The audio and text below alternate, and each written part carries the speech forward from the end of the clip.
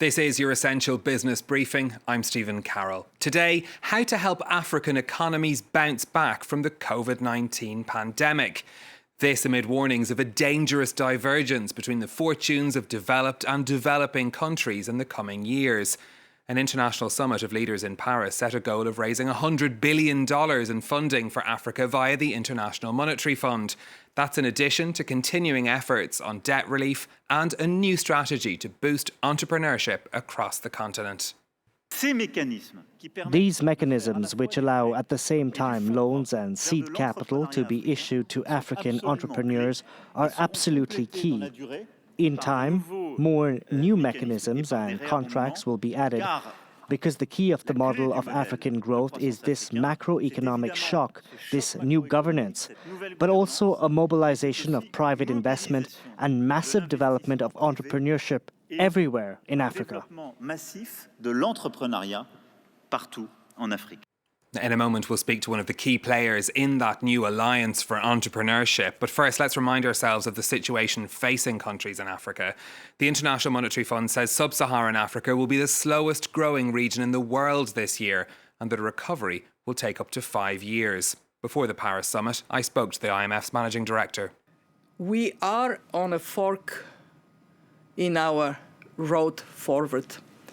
We either support Africa not only to recover, but to take advantage of the tremendous opportunity of digital and green transformation. Let's remember, by 2030, out of 2 newcomers on the labor market, 1 would be African. We don't do that. We lose economic prosperity for Africa and for the world. But most dramatically, we risk instability on a continent that has its unfair share of conflicts and problems.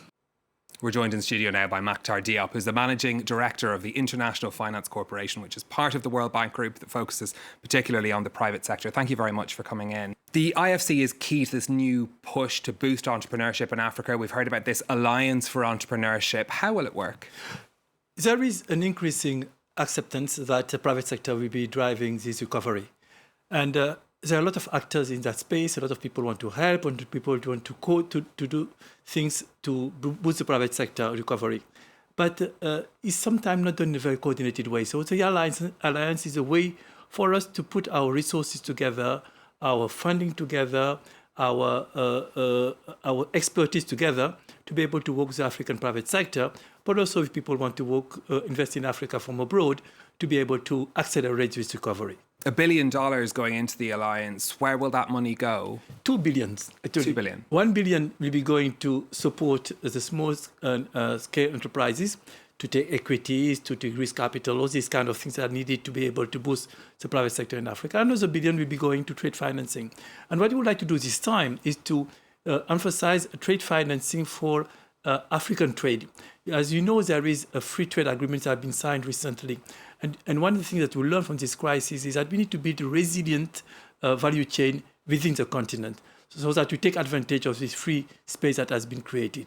You've been attending these meetings that have been very big picture this week about, looking at the overall situation facing the continent. What sort of role can private sector companies have in boosting that post-pandemic recovery? So what we would like to do is to really bring all the companies. We have a very vibrant private sector. Yesterday you saw there were 2 entrepreneurs, young, very, very innovative, which are really creating jobs, and we are helping in boosting the African economies.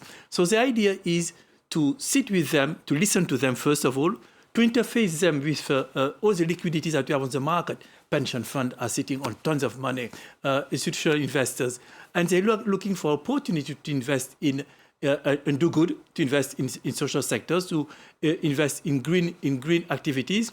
But they don't necessarily find the opportunities, and they sometimes a bit worry about the risk. So what we are doing is try to help de-risking all this investment, and so to allow all this liquidity available in the world to be channeled in developing activities through the private sector in Africa. What sort of sectors are we talking about here? What sort of industries? Tech. Let me say what will happen. The total capacity installed in Africa is 10 terabytes today. And we're talking about a new submarine cable, which will bring 120 terabyte by the end of the year. In a year and a half or 2 years, we will have an additional 180 terabyte. It means that capacity will not be anymore a problem. So by doing that and by having the right policy, the right competition policy, the right institutional framework, we are able to really unleash the huge potential of the youth in Africa and create jobs and integrate much more the digital economy in Africa, do more e-commerce, be able to do all these kind of things that we are seeing today. And what's then the employment potential of that? Oh, massive. We know that you just need to walk in the street of Lagos, in the street of Dakar to see that how digital has been helping. Well, I was on vacation before the pandemic in my country. 2-3 years ago, it would have been difficult just to use your mobile phone, order food, and be able to pay for it. Now you can do it. We talk to people and say, "Oh, I need to have a shirt tailored." And you wanted to pay the person, just to send me a money transfer. It's massive. We'll be able to bring banking services to young people, to the poorest, and be able for them to have a much higher level of productivity. That's an example. One of the things that we heard from President Tshisekedi, who has the rotating presidency of the African Union yesterday, was the need for administrative reforms to make sure the system is there. What's the important thing to get right in that area for the private sector? We have an instrument which is called Doing Business, which is documenting all the obstacles that people are facing in really investing, in creating wealth in a country. And African countries are not very high in that ranking.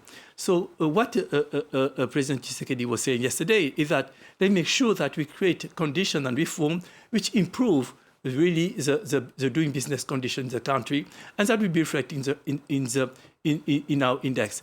Why is important is that not only is important for people who are investing in the country, but it gives also signal and information to people who want to invest much more in this country and are ready to take a greater risk. Let's talk about what happened last year. Your organisation put billions of dollars into supporting your partners that you work with during the pandemic. What sort of state are those companies in now, and how are they kind of living through this very difficult period? We have done a few things. We put $8 billion to help companies which were really struggling with the pandemic, by bringing the working capital, by helping them to expand the maturity of their loan with their bank, and to facilitating all that. You have countries where you don't have a good solvency law. So we try to help countries to change those laws to accommodate the new realities that we're facing. Another thing that we did is to help them doing more trade financing, because one of the obstacles is that they were not able to export, they were not able to have access to those resources. We did all of this, but also we invested in the health sector. We put resources, $4 billion, in a global health platform to help produce equipment, syringes, protective equipment, respiratory equipment, all this needed to respond to the crisis. Another phase now that we are entering is that we are working on increasing production of vaccines throughout the world. We did it in India, we did it with some company in Latin America, and now we are starting in Africa. As you might have heard yesterday, we are in advanced discussion with companies in South Africa. I just had this morning a meeting with the president of Senegal about also a production of vaccine in Senegal. The president of Rwanda also wants to do the same, and we are working with them. But beyond that, we are doing something quite interesting. This is building an ecosystem that will allow to develop the pharmaceutical industry. And one of the things that we have done also recently is to launch an initiative which we call the African Health Equipment Facility, which gives an opportunity to a young doctor coming out from university to set up his practice and borrow from a bank with the support of large companies to be able to get equipment and be able to provide services. One of the other parts of the new alliance will be boosting female entrepreneurship in Africa. How are you going to do that? For us, the gender climate change is central in what we are doing at IFC. On climate change, more recently, we have decided to be Paris-aligned, 100% Paris-aligned by 2025. This is huge, and 85% Paris-aligned in 2023. On the gender side, we have a gender lens which allows us to do a lot of interventions which are supporting women entrepreneurs. And we have activities from Middle East to Africa to Latin America, where we are targeting activities where women are involved to to be able to give them access to financing and to bring them technical assistance in their business. When you look after a summit like this, often it can be a long time before we see any results. How soon should we expect to see results from these new initiatives? You listened to President Macron, and he suggested that by the end of this year, these alliances meet and start taking stock of what we have done. And I think there's a lot of work to do. So after this summit, it's not that I felt good. I felt good, but also I felt the responsibility on our shoulder to be able to deliver because expectation is very, very high. It certainly is. Okay, Makhtar Diop from the International Finance Corporation, thank you very much. Thank you so very much. That's all from us for now, but you can get in touch on social media with your comments or questions. Until next time, thanks for watching.